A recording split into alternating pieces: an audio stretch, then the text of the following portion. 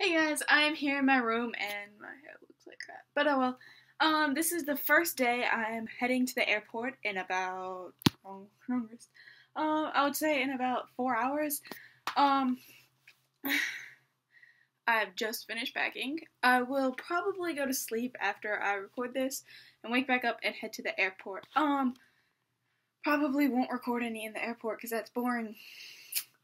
Anyways, I wanted to say, thank you guys for being here right now. If you're gonna watch this whole video, thank you for real. That means a lot. But, we are going to Europe and to see what it's like to be in the Renaissance.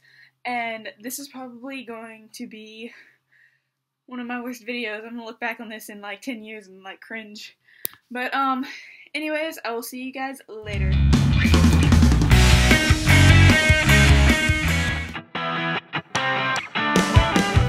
I don't think I was ready for this, but so we're here in Europe, and I'm with Allison. Hey people on YouTube. You can thank Coleman for not being here right now because he took the wrong plane. And flew to Africa. Timbuktu instead of Europe. But anyways, we're here in Europe. We're gonna go see some places. Well, I'm here for the well, she's animating her video. I'm sorry. I'm here for the Renaissance era, and I wanted to see personally, from my point of view, what I think it would look like if it was influenced by Japanese culture. So Allison's here for South America, and Coleman's going to be here later today for Africa. So you can always go check out their videos. I'll leave a link in the description if they upload theirs, depending on the time. Bye, Allison. So I'll see you guys in a minute. So we wanted to take a trip, me especially, to Europe to take a closer look at the Renaissance era. All aspects of the Renaissance have impacted us today. Advancements in astrology, literature, philosophy, art, science, architecture, and all centered in today's Europe is why this era is so memorable. Even economic challenges were partially overcome. The Renaissance era was a time for education, but was it really up to its P's and Q's? I don't think so.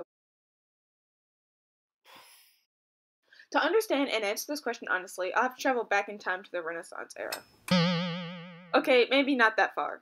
Actually, maybe that far. And I'll definitely have to analyze Japan in the time period before the 1500s, which is when the Renaissance was going on. The term Japanese religion refers to a wide variety of religious customs shared within Japan. From Buddhism to Taoism and Confucianism, Japan has been majorly impacted by religions popular in China. It's not surprising that Japan is affected by China, since they're practically neighbors. In the 6th century, Korean and Chinese representatives came to Japan to obtain peace and amplify the Buddhist religion. Although most of the population of Japan follows the Buddhist religion, the religion Shinto is the flesh and blood of Japan. Standing for Way of the Gods, this religion is based on the connection between present-day Japan and its origins. Some Japanese say that you aren't Japanese unless you follow the Shinto way of life. And there are over a few hundred gods, which would be difficult to remember, but the followers are still faithful.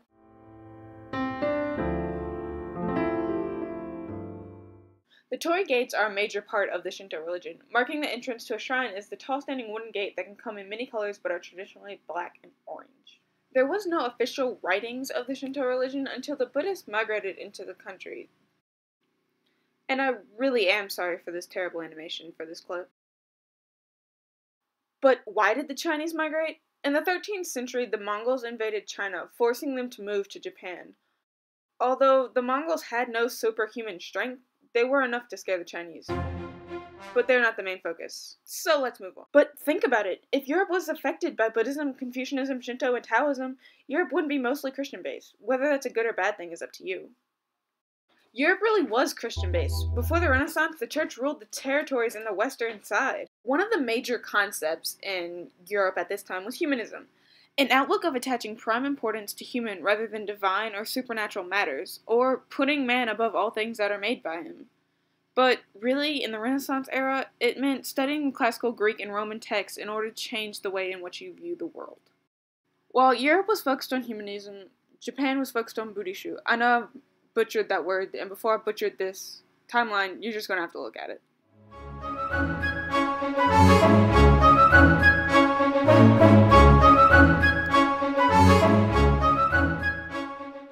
The way of the warrior, or the ethnical and moral ways of the samurai, is what Burishu really means. Although Europe didn't really focus on warriors, it doesn't really make any sense, but it wasn't about fighting, it was about etiquette. Okay, so hey guys, here I am with Allison again, and Coleman's here this time. Yay, he finally arrived. Hey. We're here in the lobby of our hotel, and we are today we are going to see some art exhibits because we are in the Renaissance. Duh. I'm really excited for today, you guys. I don't know about you guys, but I'm so excited. I wish I got that on camera. Thank you. Say hey to me. Anyways, I'll see you guys later, and thanks for watching. I hope you guys are enjoying this vlog so far. Now into art, and art was a major part of the Renaissance. It went from paintings to sculptures and architecture. There were some major geniuses in art, like Leonardo da Vinci, Michelangelo, Donatello, and Raphael. You probably heard Leonardo da Vinci, and that's because he painted the Supper, or Mona Lisa. She's a major credited piece of work, and we don't really know why or what's up with her. Next is Michelangelo. He painted the ceiling of the Sistine Chapel in this piece, which you've probably seen in a meme or two. Next is Donatello. He sculpted David, which was the only standing nude statue for hundreds of years to be created. And last but certainly not least is Raphael. He painted the School of Athens. It included many famous faces, including his own. And if you can't remember their name, I'm sure you can remember the Ninja Turtles. And as for Japan, you have the Great Wave of Kanagawa. And if you like it enough, you can buy it for several currencies on the interwebs. I just thought you might like to know. And if there was an award for art, Europe would definitely win, with several awards. But does Japan not get an A for effort? Nope. Okay. But I mean, look at Europe. I mean, not only did it have the Ninja Turtles, but it was flourishing in art. But I mean, Japan did have a giant wave to fight off people. I guess that's cool. Oh well, let's move on. Now we have literature, and we had pieces like The Prince from Niccolo Machiavelli. He had concepts like a ruler would either be a lion or a fox, or the end justifies the mean, or it's better to be hated than loved. Anybody? Has anybody at all heard of any of these? No? Again? Okay. And now onto architecture, and you had pieces like the Sistine Chapel, but Japan crushed that.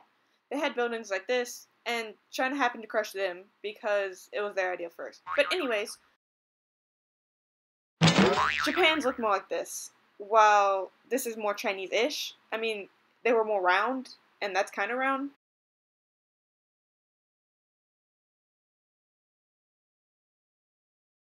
Okay, so we're here in our hotel room, and Allison's with me, and Coleman's here too. We're inside because it's raining. But anyways, and it looks really bad outside, so we're going to focus on the economics part of today, and I don't know why it's so loud. Anyways, we have a fabulous time so far, I think. I know It's been a trip to remember. I'm leaving that in here. Okay, so, Coleman, you want to say hi to my vlog? Hi to my vlog. It's a vlog. Vlog. There's a difference. Anyways, I'm really excited for today. Not as excited as I was yesterday, though. Art was so much fun to look at. Anyways, I will see you guys later. On to economics and politics. And I don't really know what to say here. There's not a lot. I mean, it's not like Japan and Europe were drowning in money, but it's not like they didn't have any currency and terrible inflation. And obviously they didn't do too terrible where they just faded away, because they're still doing well off today. However, trade was a major part, and mostly through the Eastern Hemisphere. And I mean, there was trade everywhere, from South Africa to Europe, from Europe to China, from Japan to China, all across the Silk Road, and there was a trans-Sahara trade in West Africa. There was even trade from West Africa back up to Europe. So I guess in a way, Japan could have really been connected to Europe. There was Baltic amber, salt, gold, compasses, paper, silk, sugar, spices, textile, porcelain, and religion, obviously, all being traded throughout these places. However, at the center of all this was Italy, and they really did control the money and the politics.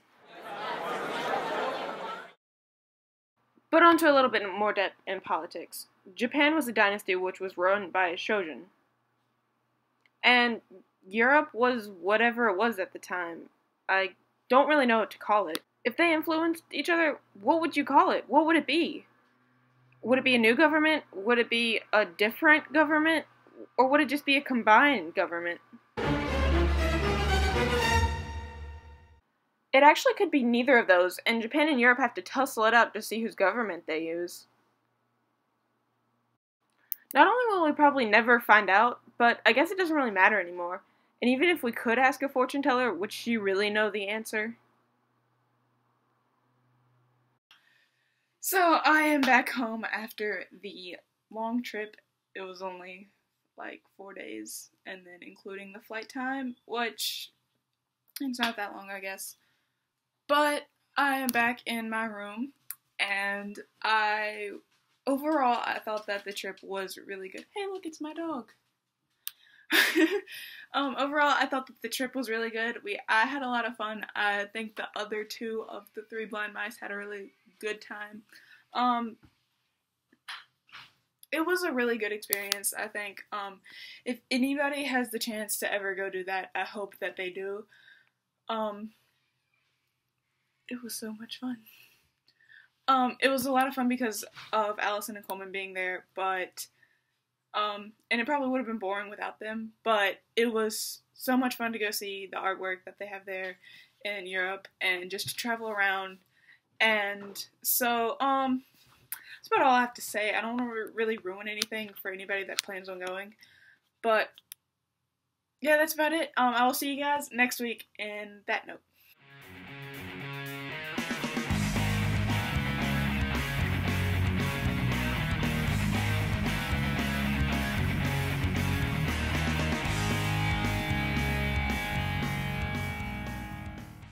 It's so loud. Yeah. Yeah.